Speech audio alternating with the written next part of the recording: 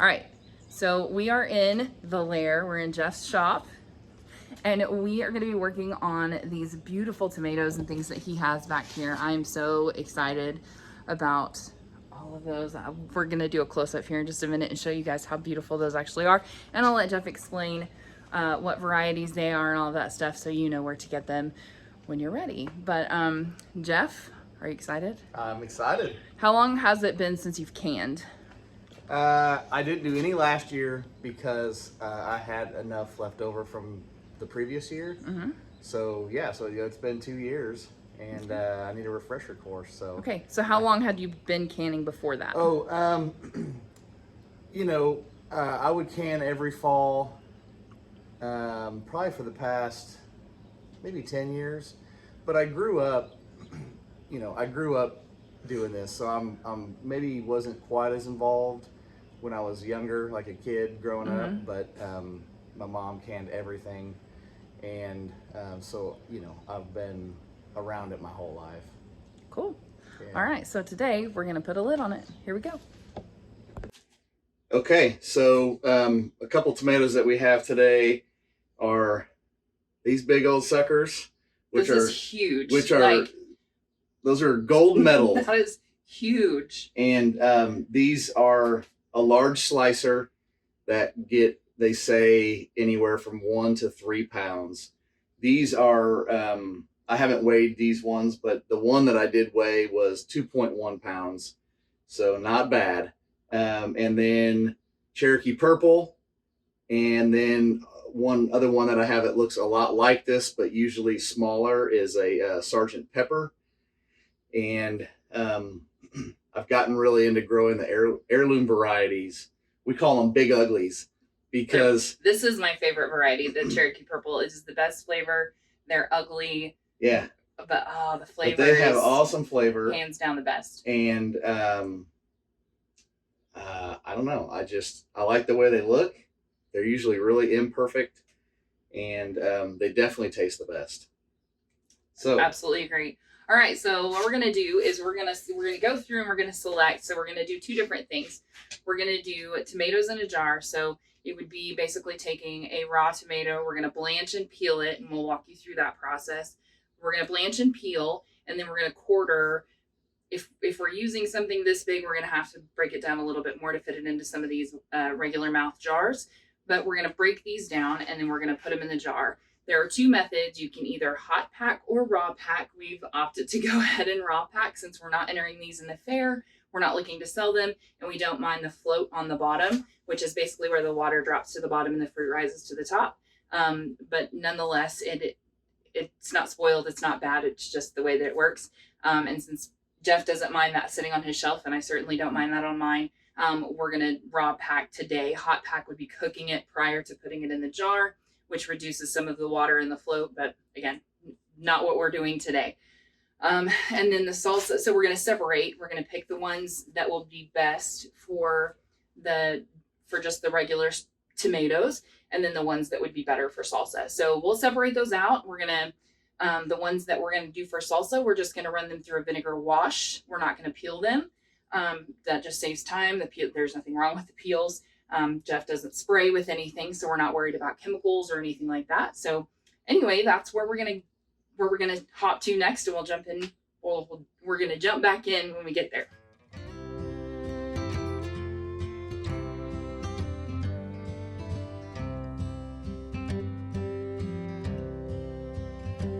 Take me back to the old dirt road where Mama and Papa used to go. Let's sing all them.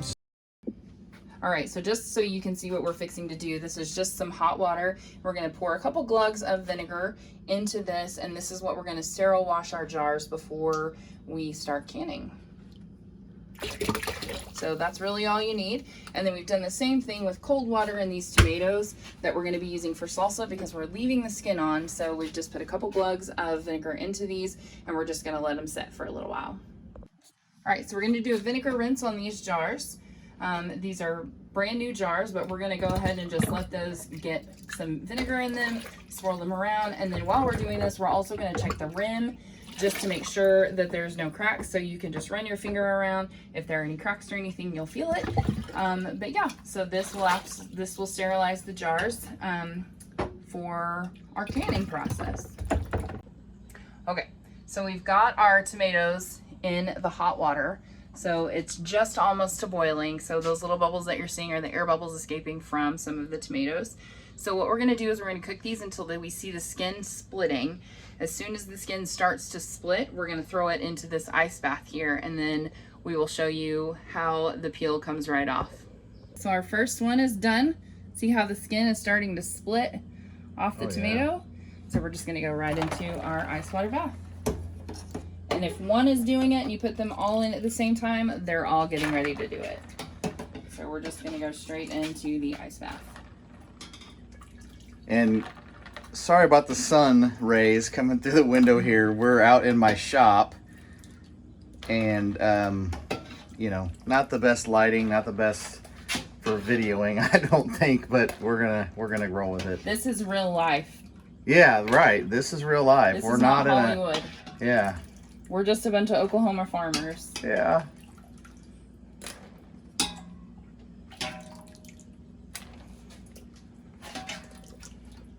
Okay, so I'm gonna let those sit for a second, and then I'm gonna grab some more tomatoes to throw in here.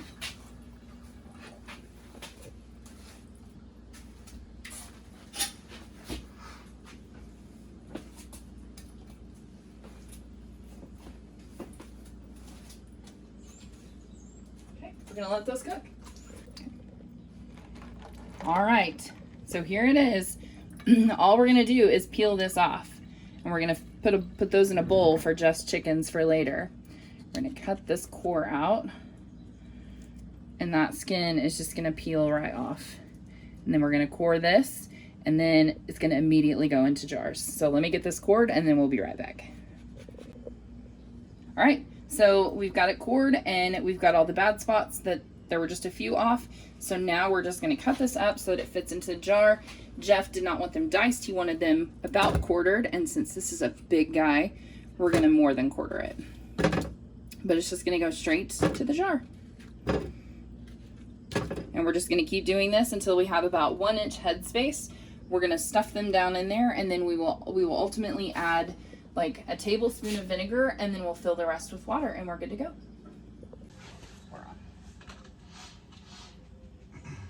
All right, so we want to kind of push them in there. Yeah, you're gonna stuff them in there. Yeah, we're gonna. Don't want that one in there. All right, so we filled 1 jar.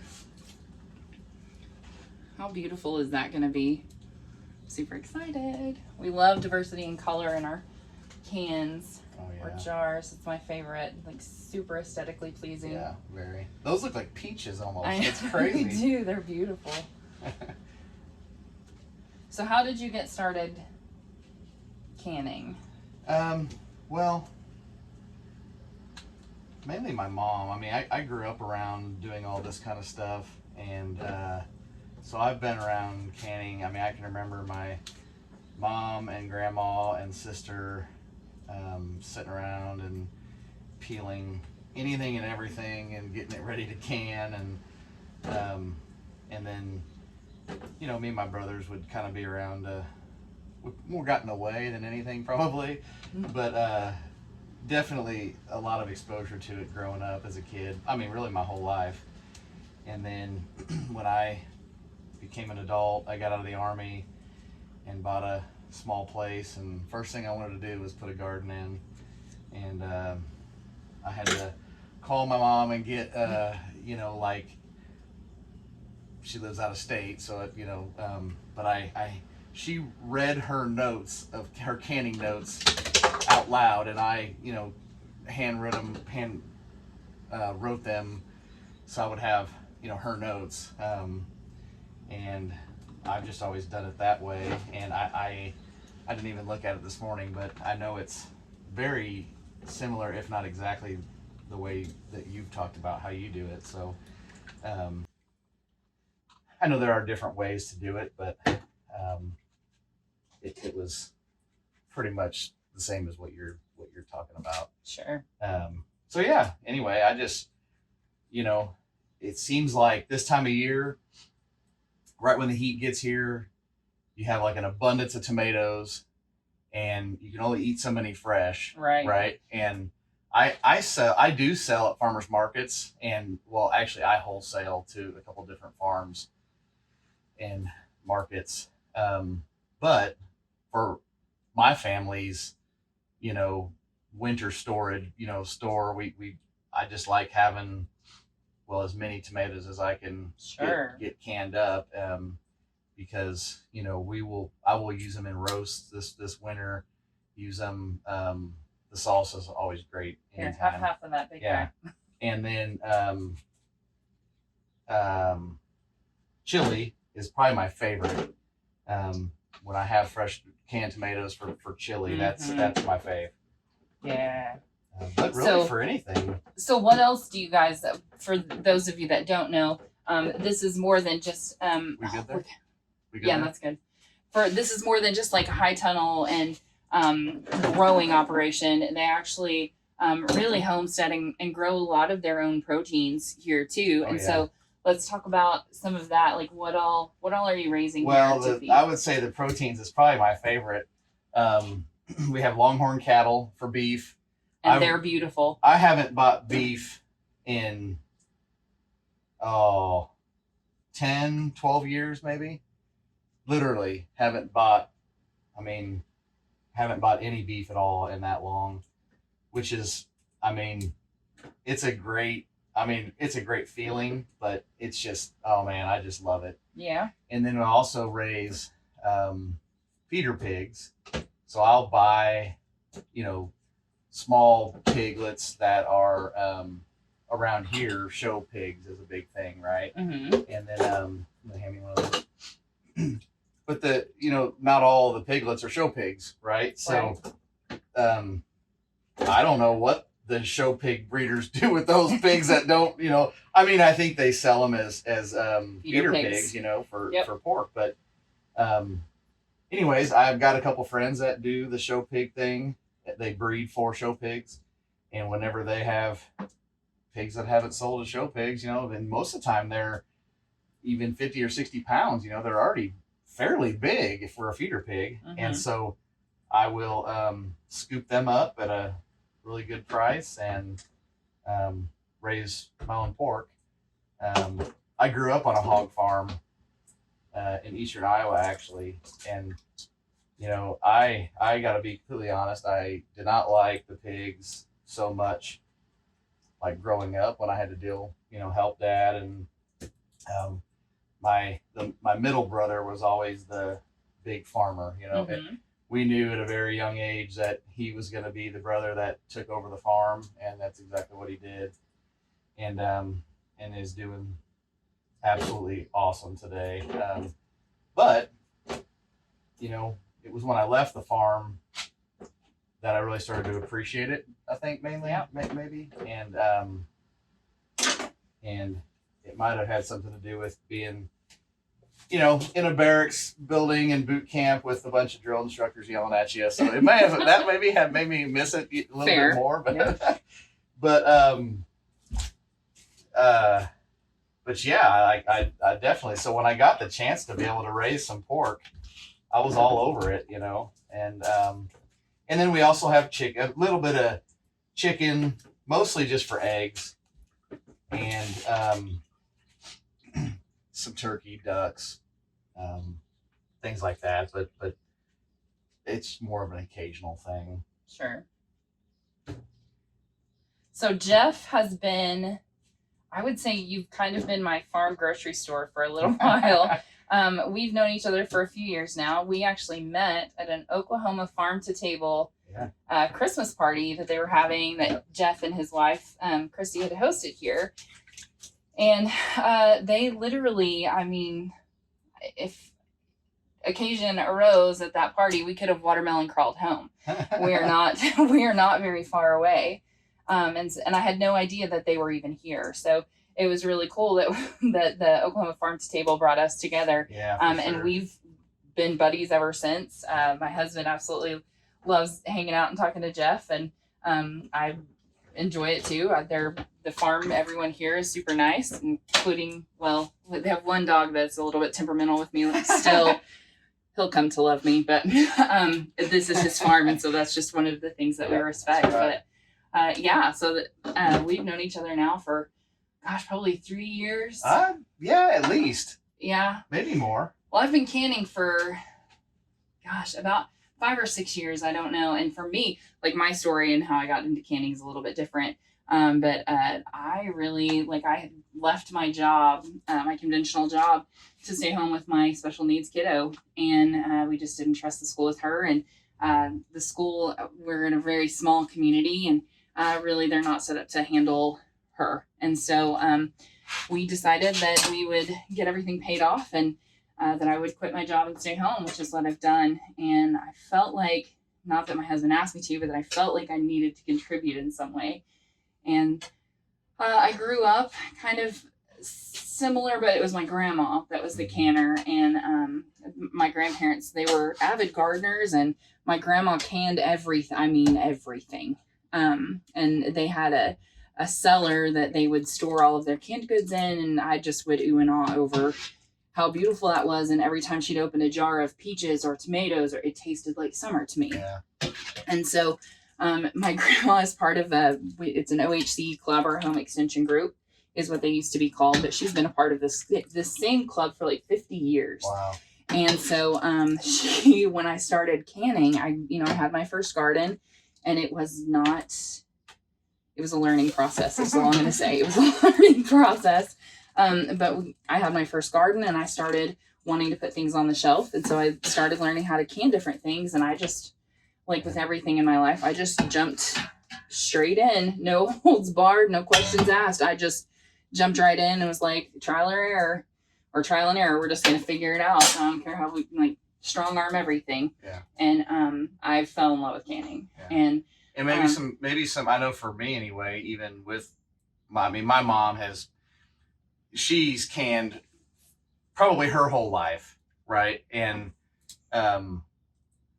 even with her, I'll say expertise, I still had a lot of trial and error, I mean, it wasn't, but she wasn't sitting here with me doing it. Sure. But I would be in the middle of doing, one of these steps, and I would call her, and be like, oh, I forgot, how do I do this? Or what should I do about this? Or whatever. And so it was great, having that, but there's still a lot of trial and error, right? Mm-hmm. And then when you try to do a different kind of product, maybe it's okra or peaches or anything, there's always a lot of, trial and error, and that's okay. Mm-hmm.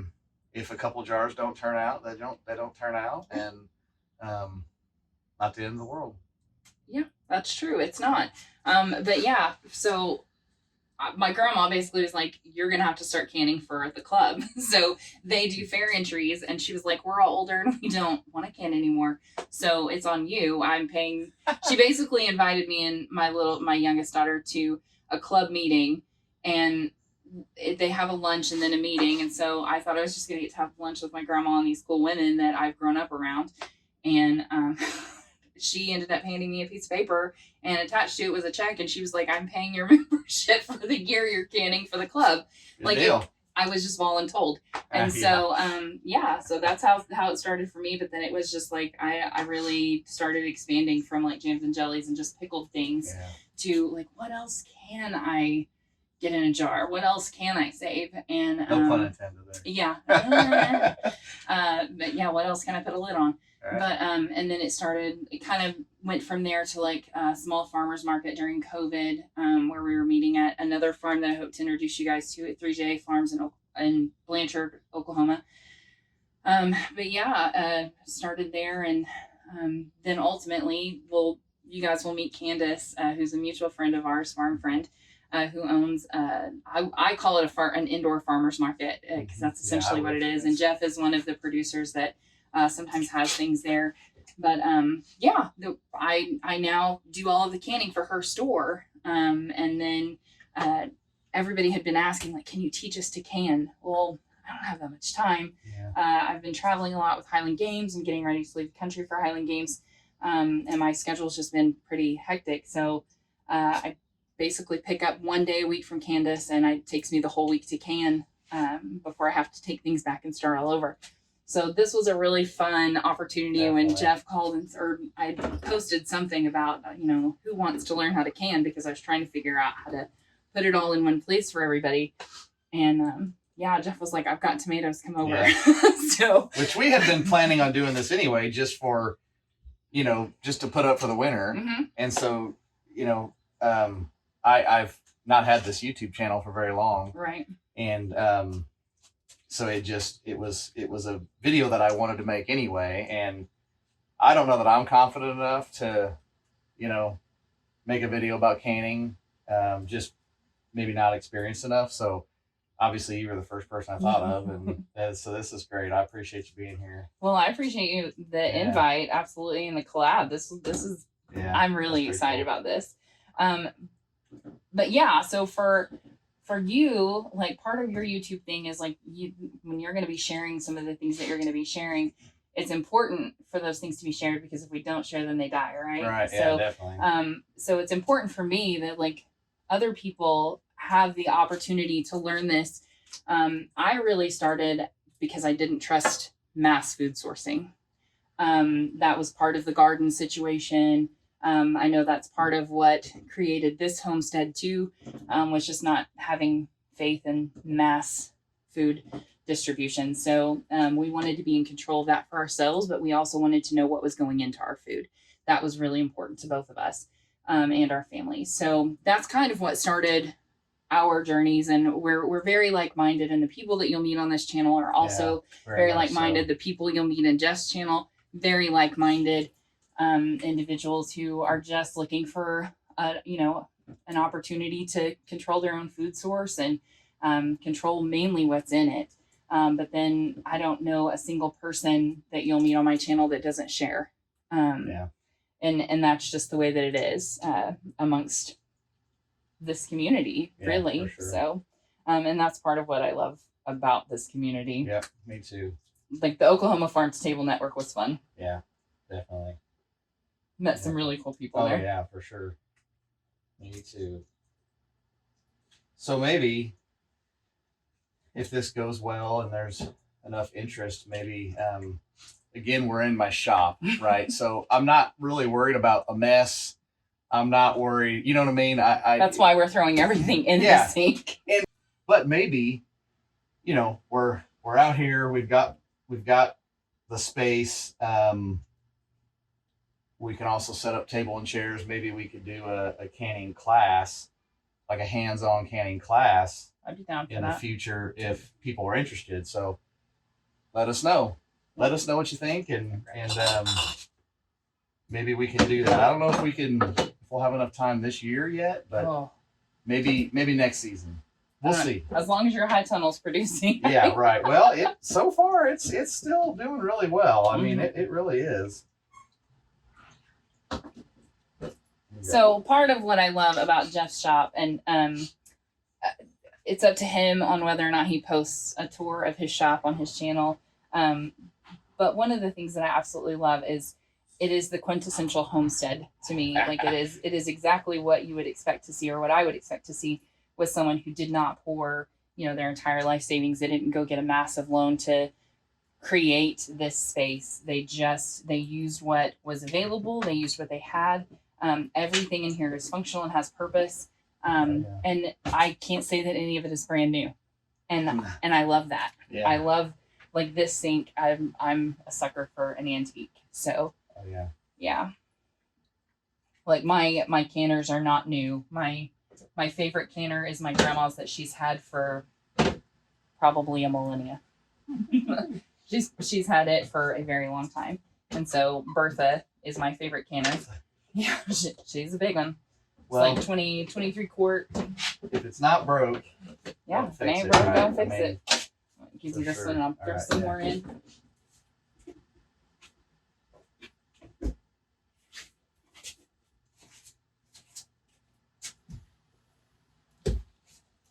So we're gonna just keep on.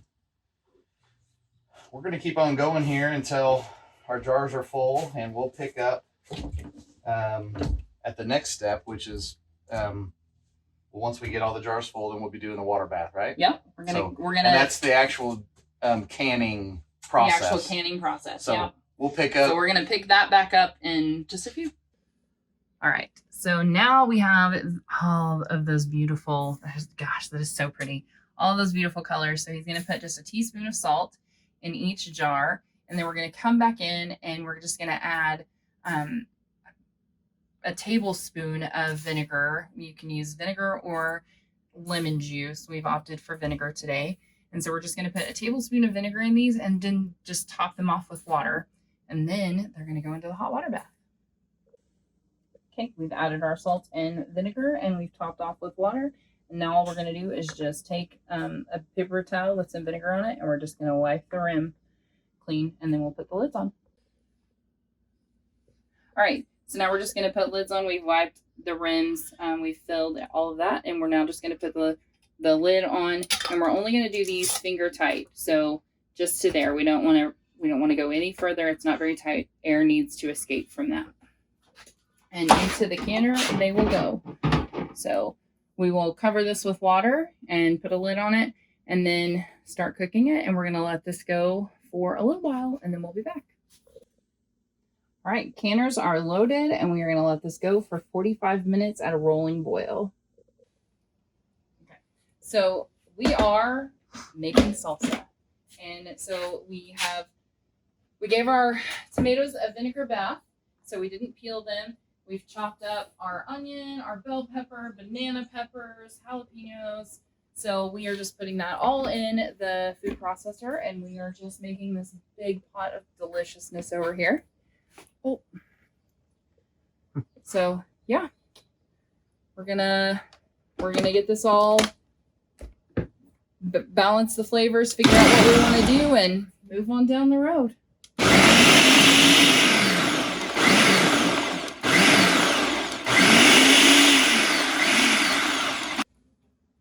All right, so we have the salsa all mixed up. And Jeff, we've sterilized our jars. So now Jeff was putting in some lemon juice, which just boosts the acidity, makes it safe for water bath canning. And now we're getting ready to start scooping it in the jars.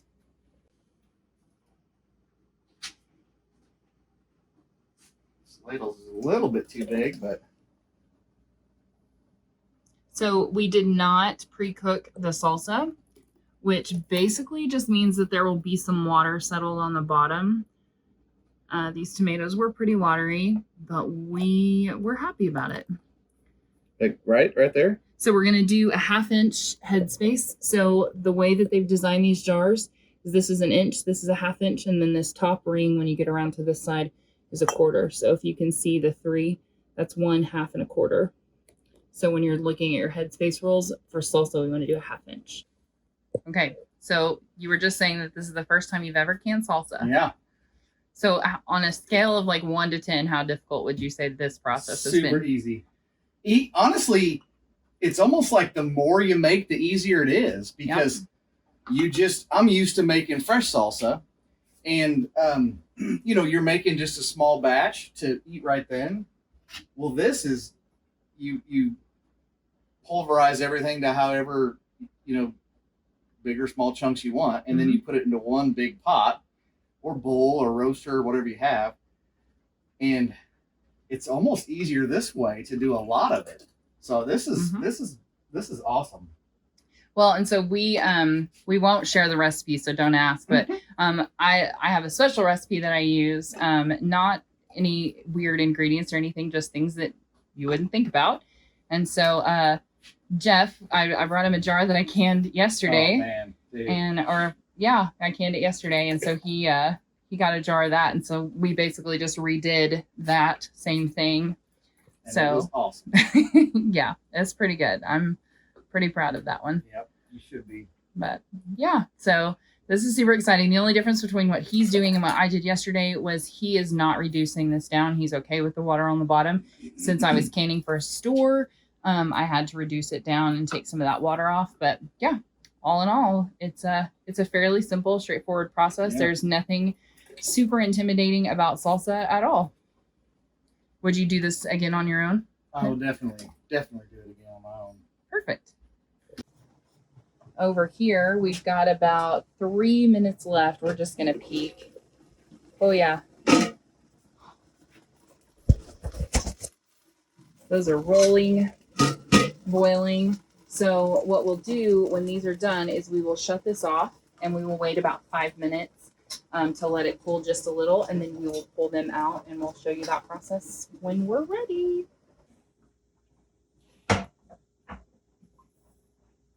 It'd probably be all right still. Probably. Oh, those look so good. All right, we're getting ready to start salsa. This is what we ended up with. You guys saw all the tomatoes and all of the stuff that we had. This is what we have ended up with. We are going to cook these for, because we're doing quarts too. The quarts are going to go for 20 to 25 minutes, and the pints really only need to go for about 15. But we'll see you back here in 15. And we're back. So while you guys were on a break, we took a short little break ourselves. But we've pulled out the last of we pulled out the salsa from the water bath canner. Jeff, you want to show them? Yeah. It's okay to move it around a little bit. Just a little bit.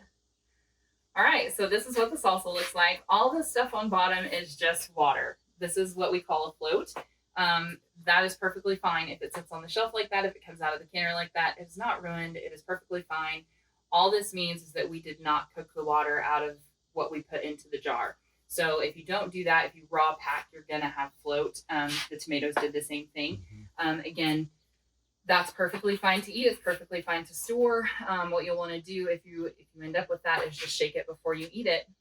Shake it before you open it. But yeah, so what do you think was the biggest misconception you had about going into today?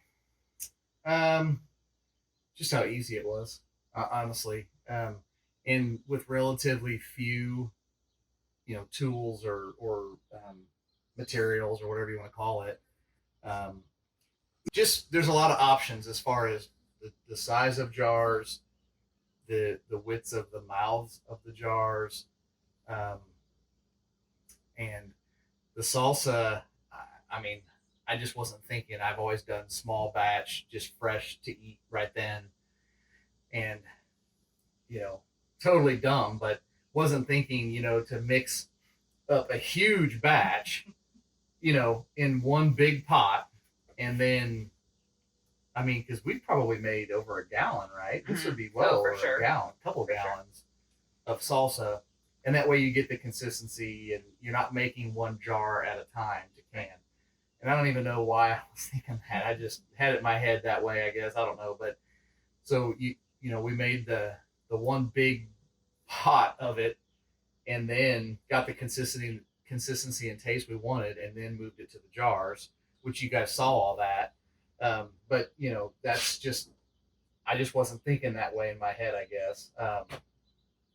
But it ended up great, and it tasted. Of course, we had some that didn't fit into a jar, so I put that in the fridge, and it was fantastic.